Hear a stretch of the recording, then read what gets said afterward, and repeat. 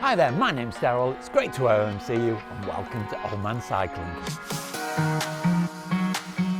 So it's been a year since I started the channel and first got my Orbea Gain, which is an e-bike. So what I'm going to do in this video is I'm going to give you a bit of a review of how the channel has progressed and my thoughts on the Orbea Gain in this video. So stay with me, let's get cracking. So it does seem quite strange that I've had this bike for a year and I've been filming on the channel for all of that time. It's gone very quickly. Now, it has been quite an eventful year that I'll talk to you more about in the rest of this video, but really I'm still loving this bike. As time's gone on and I have got fitter, I've stopped relying on the motor as much as I used to.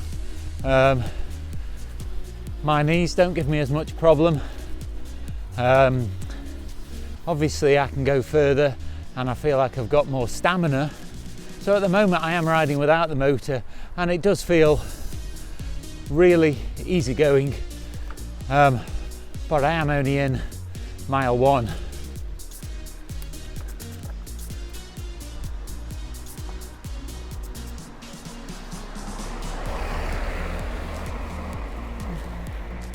Now you might have seen last week's video when I went out on my old road bike, just so I could do a comparison between that and this. And I was pleasantly surprised. Now in between going and doing that, I have been out on the e-bike again, and now I didn't film it, but I wanted to go out fairly soon after, so I'd got an accurate comparison. And the main differences are, you can tell that the e-bike is newer technology. It feels stiffer, it feels more robust. The gears index better, the brakes are much more reliable because the disc brakes compared to rim brakes. The whole unit seems just so much more solid compared to my old bike, because it's a 15-year-old technology, and that's before we even get into using the motor and all of that. Now I did find that I noticed the decrease in weight on my old road bike, because I was able to get up to easily 18 to 20 miles an hour cruising on the flat without any problem. Now this may have also been something to do with the gear ratios, but I did find my overall average speed to be a lot higher on the road bike. But that being said, it is very handy having the motor available if you need it or want it at any point during the ride.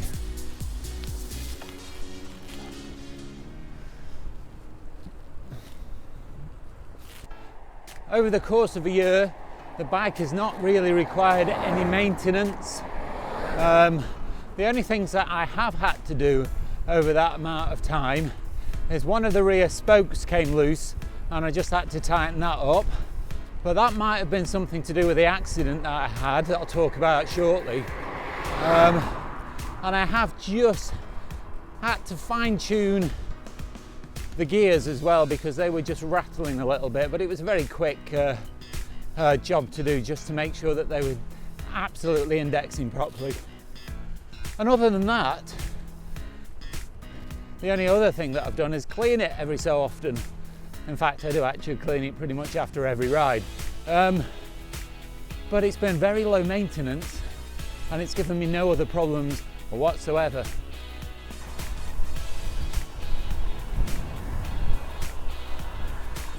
I'll briefly mention the battery. It still holds its charge as well as it did when I had it. I don't charge it every single time I go on a ride. I only charge it once it drops somewhere below about 20%. And at the moment, because I'm not using the motor very much on a ride, I can get 4 or 5 rides out of the battery before I need to charge it again. Now, I have seen reports that say that you shouldn't charge it to full power. Now, I have been charging it to full power, but apparently this can reduce the battery life, so it's worth bearing in mind. My main reason for getting the e-bike a year ago was because I really wanted to get back into cycling, but my knees were giving me lots of problems when I was on my road bike. Now, I've always suffered with weak knees for over 20 years, and it's kind of something that I just live with. I know I do bang on about it a little bit on the channel, but it's fairly linked with the reason for getting the e-bike. Now, at first I did feel quite apprehensive about going for longer rides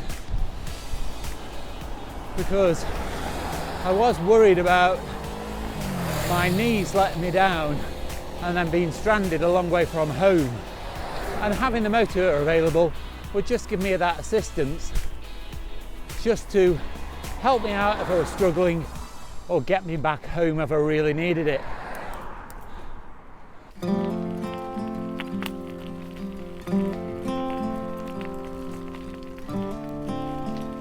One of the additional features about this bike that I really appreciate is that it's a gravel bike as well. It's allowed me to go to places that I wouldn't normally go to, and at the moment I'm cycling down a gravel path along the side of a canal. Now, I hadn't actually intended coming down here today, but the road that I wanted to take was blocked because they're doing roadworks, and this bypasses the blockage.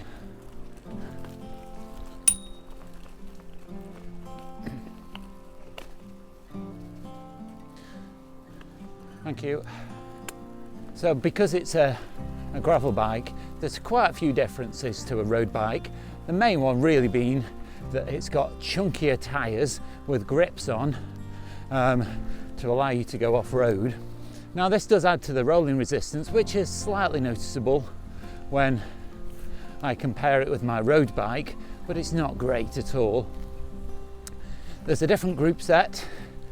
This has the Shimano GRX group set, and as a result there's only a single chainring at the front, which simplifies the mechanism, but it does just reduce the amount of gears that you have available, because with having 2 chain rings it virtually doubles the options that you've got, but the gear ratios are still very generous, and the low gear is very easy and allows you to hill climb very successfully. As a result, I have been able to cycle to places I wouldn't have dreamed about cycling to on my road bike, and it just makes the whole cycling experience more flexible and more enjoyable, because I certainly wouldn't have felt comfortable about bringing my road bike along this path.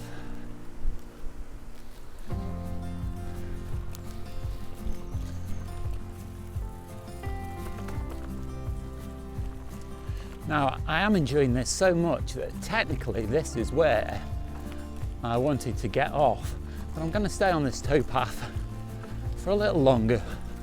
And as well as being a lovely place to cycle, it also feels a lot safer as well because you haven't got the cars around you.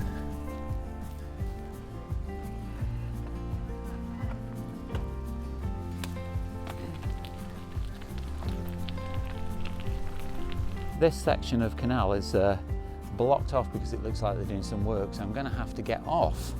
But unfortunately, I've got this very steep set of stairs to get up, so I'm going to have to carry the e-bike. Now, it's actually quite useful for the review because it gives me a good opportunity to actually talk about the weight. Now, I think when I measured the weight of the bike, it was about 16 kilograms, mainly due to the weight of the battery compared with about 9 of my road bike. Now, for a short space like that, it was quite easy going, but I wouldn't want to carry it for any great distance. Now, I've managed to skirt the blockage, but getting back onto the towpath requires another lift down some steps.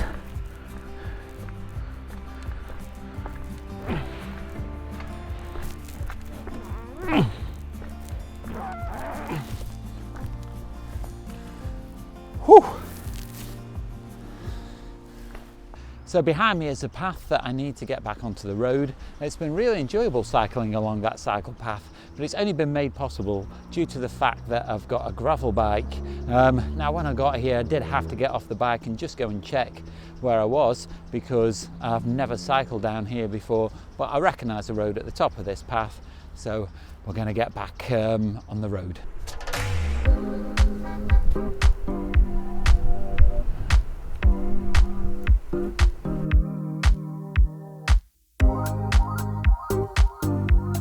That's it for the ride this morning, and I didn't intend it to go the way it did. I stayed on that towpath far longer than I expected, but that is the beauty of having a gravel bike. You can actually do that, and I've not planned anything at all today in the Wahoo. It's not something I've even mentioned today, because the Wahoo has really transformed my cycling as well, being able to program rides. But I've literally just gone where the mood takes me this morning. When I needed to go on the towpath, the fact that I've got a gravel bike allowed me to do that, and I was enjoying it so much I ended up staying on it far longer than I expected. But I really do enjoy my Orbea e-bike, even though now I don't really use it with the motor on. I've not turned the motor on once today, or even felt that I needed to at any point. But it's comforting to know it's there, and certainly in the initial stages when I started getting back into riding, I relied on the motor a great deal, and when I've done some of the big climbs in the Peak District, I found that it was again very, very useful to have that facility there, almost, as I said earlier, like an extra gear. So I really don't regret buying the e-bike in the slightest. A lot of people have commented on the channel that they're thinking about getting an e-bike, and I can't recommend it enough. Now, I have also thought that if funds will stretch far enough, that I might also get a new road bike as well, for just those moments when I want to go on the road and just go a little bit faster, because I feel now that my fitness has improved enough to allow me to do that. But if I have forgotten anything in this review and you've got any questions, do let me know down below in the comments, or you can nip over to my Facebook account and leave me your comments there, because I really do appreciate everybody that takes the time to make a comment. Now, you can also do me a really big favour by clicking the like, subscribe and the bell notifications, because it really helps the channel to grow, and it makes sure that you don't miss out on any future content. Watch out for next week's video, that goes live on Saturday. In the meantime, stay safe. It's been great to OMC you, and I'll see you soon. And that helps me to keep the motor off. I just got hit by a fly in the face, and I was really pleased. Oh God, I'm out of breath.